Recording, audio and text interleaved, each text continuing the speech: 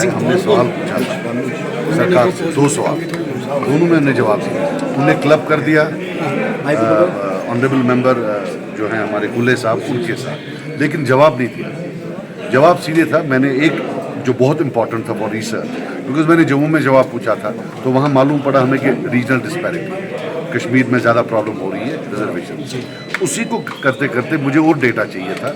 मैंने पूछा था कि जो मेरिट लिस्ट है और सिलेक्शन लिस्ट, मेरिट लिस्ट मतलब वो जो टॉप 200 बच्चे हैं या टॉप 300 बच्चे हैं विदाउट रिजर्वेशन। सिलेक्शन लिस्ट वो होता है जिसमें रिजर्वेशन इम्प्लाई होता है। जब दो को आपस में आप कंपेयर करेंगे तो तब मालूम पड़ेगा इम्पैक्ट ऑफ रिजर्वेशन क्या है, किस रीजन से कितने बच्चे जो हैं ड्रॉप हो रहे हैं। उनने दिया नहीं। उस पर शायद ऑनरेबल मेंबर साहब जो हमारे हैं उनने बोला कि आप बोल रहे हैं कि वो नाकाबिल होते हैं। बाकी कोई नाकाबिल नहीं होता है, लेकिन जो काबिल होता है उसको तो रिजर्वेशन की जरूरत नहीं पड़ती है। लेकिन आपको लगता है कि जो रूलिंग पार्टी है तो फैसला नहीं कर पाती है रिजर्वेशन इशू को लेकर? फैसला वो करें ना करें, but they should not stop information. सबसे बड़ा प्रॉब्लम है स्टोन वॉल कर रहे, कोई भी इंफॉर्मेशन बाहर नहीं आने देते। सर, आपके अकॉर्डिंगली रिजर्वेशन किन को मिलना चाहिए?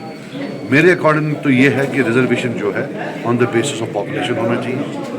जितना मैं नहीं कहता हूँ टोटली खत्म करो, बट मेजॉरिटी यहाँ ओपन मेरिट की है, तो मेजॉरिटी ओपन मेरिट की होनी चाहिए। उनको तो कोने में बिठा के रखा हुआ है। ये इतना ही नहीं है कि ए को नौकरी मिली और बी को नहीं, लेकिन आपके जो आने वाले कल है उसमें डॉक्टर कौन होंगे, इंजीनियर कौन होंगे?